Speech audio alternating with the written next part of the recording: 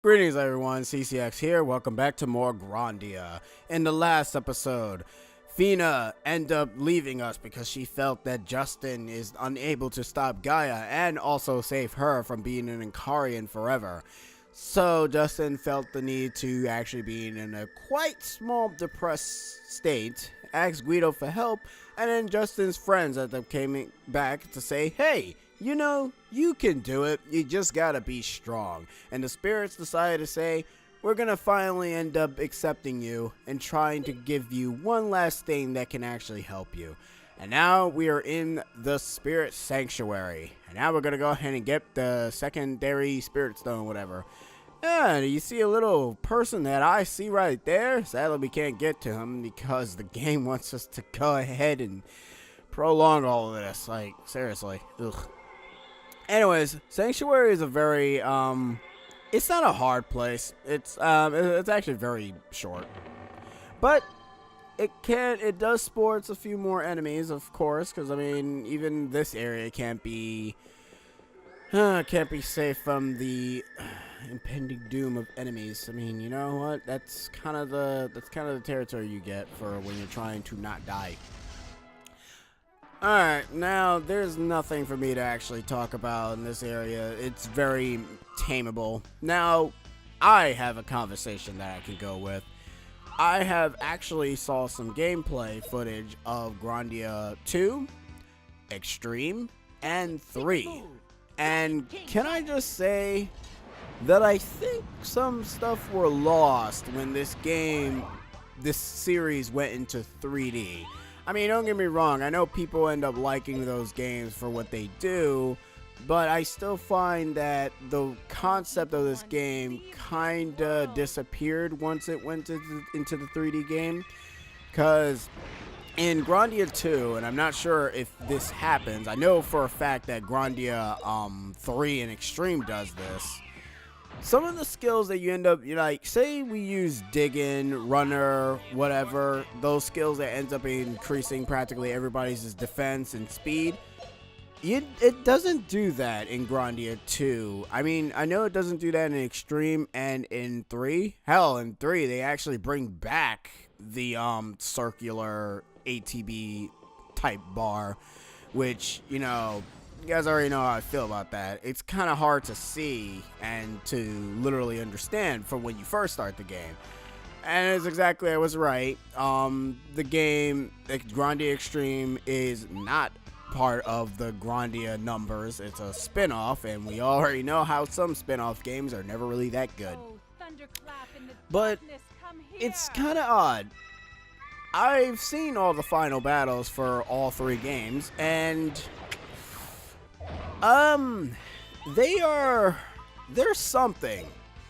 Like, they are really, really something. And I don't mean something as incredible or whatever. I mean something as in, what happened? I'm not going to spoil who any of the bosses are in any of the 3 games. Even though if you guys play Grandia 2, you probably already know who the final boss in that one is. But all the final bosses are kind of like, why? I mean, I guess if you don't go out of your way to increase your stats and whatever, they probably can be very hard bosses to beat. But the fact is that you have to do that just to give them some sort of edge. And don't get me wrong, I know how people don't really like overpowering in video games because they find that the final bosses are pathetic, but you guys have to end up trying to start to realize most bosses are usually always like that in certain RPGs. Final Fantasy is an exception to that. Like, Final Fantasy VIII does this, where if you don't level up your characters to the max, you essentially can be able to have an easier time with the final boss. But if you do max them out, then you're going to have a difficult time. It's a little bit similar to the fact that if you use Knights of the Round constantly before you're fighting Sephiroth, you can go ahead and increase his stats to the fullest. And I mean, that's great. That's fantastic. But Final Fantasy still has like very difficult boss fights. Except for Final Fantasy X. That one was a bit of a I don't have no idea what they were trying to do with that one. But the second to final boss was a little bit harder than that, but whatever. My point is that they didn't really try with that one. Anyways, secret move. I end up saying that I wouldn't mind it being, I can take or leave the 3D or the 2D, but I kind of prefer the sprites compared to the models. And I don't know, it's just it just feels weird to see them in the model form. Also, it's like the battle system just looks a little bit slower to me.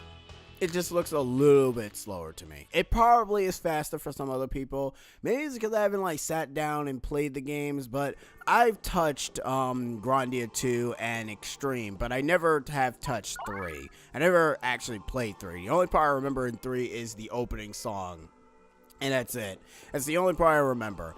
I mean, don't get me wrong. Like, if you like Grandia 2, 3, and Extreme, then you know, don't take my word for it being a bad game. It's not. It's not at all a bad game. It's just that I just feel that what they have added onto those 3 games, they kind of lost their identity and tried to just be like a glorified normal RPG.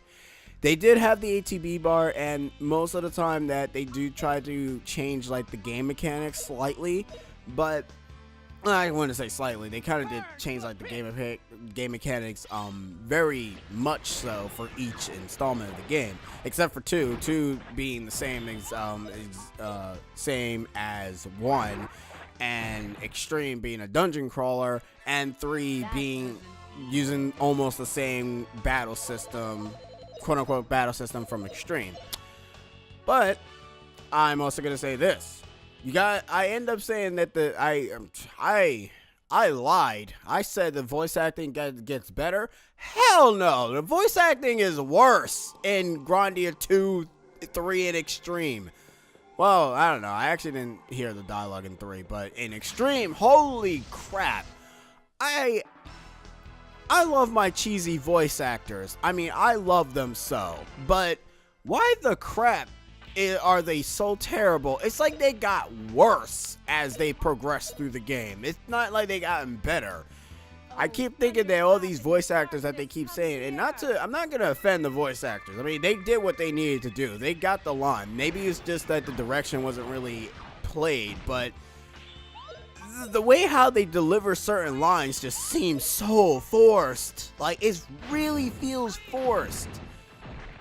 Like, I think there's one of the games in, I think it's Grandia Extreme, where they said, I think it's either Extreme or 2, but they said that the Japanese voice actors is better than the English voice actors. But that's usually always a staple for any anime or any video game with Japanese or English voice actors, where Japanese is always 10 times better, even though I kind of don't really always agree with that, because I kind of appreciate English voice actors for the most part. I'm actually one of those people that kind of likes my English voice actors. I'm not going to say, oh, everything should have dual audio. No. I kind of like to appreciate my English voice actors being in a video game. Because at that point, you're kind of like saying that if most people only like Japanese voice actors, wouldn't that kind of end up meaning that they never want to hear your voice if you ever end up voicing a character that you like? I mean, come on. Think of that, guys. Think of that. Yeah, I just put some knowledge in your heads. Either that or you guys just don't really care. If you guys don't care, it doesn't matter to me. But anyways, we're essentially just going towards the, I don't want to go that way just yet. I want to go this way. We're just going towards the Lord Ghost, which, yes, it is literally the Lord's Ghost. It's literally the recolor of the boss that we've already just fought already. Isn't that awesome? Like, I already told you that this game ends up reusing a lot of assets of bosses. It's great. I love this game so much when they reuse the same exact models of some bosses. Luckily, there's only just 2 types of this guy, and not... No, actually, all the bosses... Now I think about it, I think all the bosses have 2 types of each other. The Rune Guard had 2 types, which was the Ghost and the original. The Phantom Dragon, 2. The Hydra, 2. The gargoyle too. Wow. You know what? That is actually pretty sad. Whatever. I mean, what are you gonna do? I mean, Dragon Cut ends up kinda appearing in the other Grandia games, because it's kind of like a quote-unquote staple of the series, where, you know, Dragon Cut ends up having like different names for each installment, but whatever. Ha! Take that, I'll kill ya. Sorry, my nose is itching and I just have to itch it. But yeah, I would want to say that all the stories for each Grandia game are all the same, but no, not necessarily. The only one that kind of has the same is only 2, because of the situation that happens in that. The only difference is that they take a different turn on it with 2 than in 1. But I can actually see why most people will say that 1 is the much better game, and I agree. It is a much better game. Now, would I like to see this in a 3D installment? No. Because if it is in a 3D installment, Runner probably wouldn't act as the way how it does now. Diggin will probably still act the same way, considering Diggin does affect everybody, but who knows, they might actually change that. WoW will still pretty much be the same. And, you know, so on and so forth. Like, I appreciate the changes. I appreciate 3D models and everything, but sometimes when you end up literally like getting rid of every single part of the game that makes it unique, it kind of ends up losing its fluster, you know? And maybe that's part of the reason as to why I got turned off by Grandia 2 Extreme and never played 3. Because of that reason alone. Now, I know that it's kind of like, it's dumb to say that, like, shouldn't you give the game a chance at least before you end up judging it, but no, I'm not giving my rating on how I think the game should have. I'm most likely just saying my thoughts on what I've seen.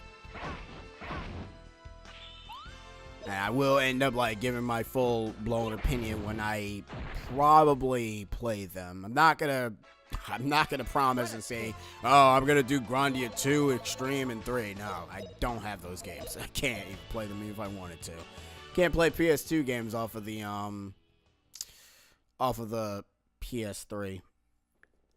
Not to my knowledge. I think you probably can.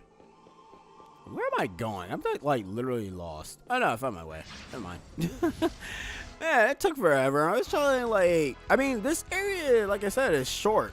It's not, you're not doing much. All I'm doing is just killing the same bloody enemies every single time. Like, shish. But yeah, once you've gotten to this moment of the game, how did you guys feel? Did you guys end up thinking that, oh, Fina leaving was kind of very sudden? Like, she trusts Justin, like, throughout the entire story, and the next thing you know, she like, oh, you don't have the ability to stop Gaia. I'm gonna leave you, gonna go kill myself because I'm an Ikarian and it's the only thing we know how to do, repeating history and all that jazz. Anyways, once you're ready, because apparently Mr. Lord Ghost is blocking the path, because why the hell not? Luckily enough, you can actually pick up all these stuff before you actually fight him. That's nice. Another move fruit. Shush. Anyways, just gonna go around. Okay, there's a treasure over here. I know for a fact that there's a treasure over here, and I actually never have gotten this treasure. Luckily enough, though, I am gonna have to be careful because in the next area that we're going to, I'm gonna have to go ahead and focus a bit because even when I was playing the PSP. No, I'm gonna just call the PSP version. Can I also say the PSP version loads up so much faster? It loads up the music faster. It loads up the victory faster. It loads up the freaking ending screen faster. It's like, why? What a cinch. I just don't understand. Like, it's just really, really quick. And why couldn't they achieve that speed with this one? Like, half of the time, you're stuck on this screen for, like, a good 3 seconds. I mean, yeah, I know, that's probably like saying, oh, it's just a 3 seconds. You don't really have to worry so much about it. But, dude, those 3 seconds are kind of like speedrun seconds, man. It's like, but you're not speedrunning the game. Try friggin' grinding for this. Try grinding in this game. And then come talk to me, okay? Grinding in this game is not fun with that load times. Anyways, we got Gauntlets of Light, which ends up giving us +1 all magic resistance, 25 defense. This is actually a very good thing to give, and I'm also going to give this to Rap because why not? Now he's going to be my heavy hitter. Well, then again, Rap is always my heavy hitter. By the way, the song that's playing right now in the Sanctuary is the same song that's going to be playing in the final area. Yeah, well, in the final segment, not in the final area of the game or whatever. Anyways, once you are ready, which you actually really should be, because this guy is not really that hard. He's kind of like the same thing. So I kind of recommend you doing the same thing as you did when you fought him. And it's time to fight the final recolor. Well, actually, no, it's not the final recolor. I'm lying. I clearly said the final dungeon has recolors. The Mage King. Oh, the Mage King. Oh, how he has so much mageness to himself. But we're just gonna annihilate him and just make him ours. Kabooyah! All right, we're doing a hefty job. Okay, let's use Red Shock. I think he fights just like his recolor. Cause the thing is, you kind of have to say that his recolor is the one that you technically fought in the Castle of Dreams. Even though you can't come here, you can't go to the Castle of Dreams after you come here, so maybe he's the recolor and the Lord Ghost is the original color. I don't know. Atomic Shot! Really? Atomic Shot. You have to make it sound so friggin' epic that... Oh, you're dead. Wow, that was fast. Are you serious?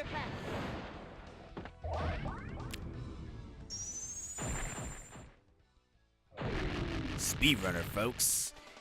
Yeah, I mean, in all honesty, it is what happens. And to be fair, I guess that's probably the reason as to why they probably changed the game mechanics in the first place, because goddamn. Even though you can beat most of the bosses in Grandia 2 Extreme and in 3 if you actually did go out of your way to level up your characters correctly. And now we are in the Room of Truth. The path from here on is for the chosen one alone. That is you, Justin. Tell the spirits what you hope for. Once your wishes reach them, the world, humanity will change once again. Now, I have like a speculation. This is probably what Justin's father went through, because they end up saying that, you know, the person ended up like getting the spirits was given the spirit stone. So I'm assuming that probably his father also was given it to. But I don't know. I kind of, like I said, I kind of wish that they kind of went into more detail on him seeing Justin's father, or whatever. We humans have been repeating the same tragic mistake over and over again. And we're still making the same tragic mistake over and over again till this day. Just like the mythical Incarians, we have allowed Lean to die. And now Fina, all we are doing is repeating the tragedy again. Are we humans so weak? Can't we change things? You know what, Justin?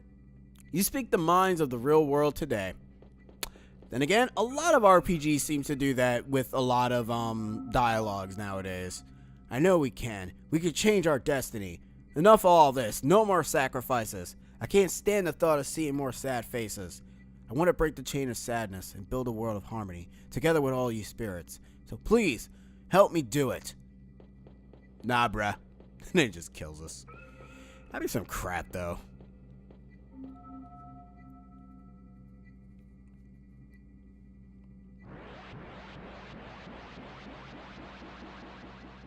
We can't go on like this. Give me the power to fight, the power to build a new future.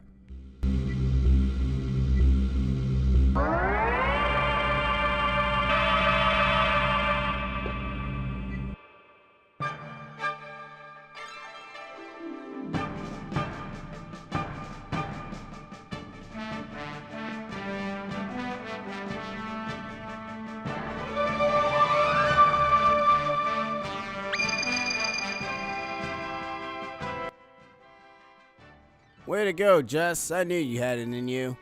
The myth of yore has come to pass. Justin, you have finally obtained it. The power given to the Ikarians to bring humanity together with the world. Now I finally understand. The spirits have always extended their hands to us in order to build a new future. The wishes of the spirits are sure to reach them both, Fina and Mullen. Yeah, now we're gonna go ahead and whack Mullen in the head. Anyways, Justin has received his ultimate weapon, the Spirit Sword. Oh, thank you. That's very kind of you. But how? It seems that Gaia has begun the final stage of metamorphosis. Oh god, it's getting to its final evolution.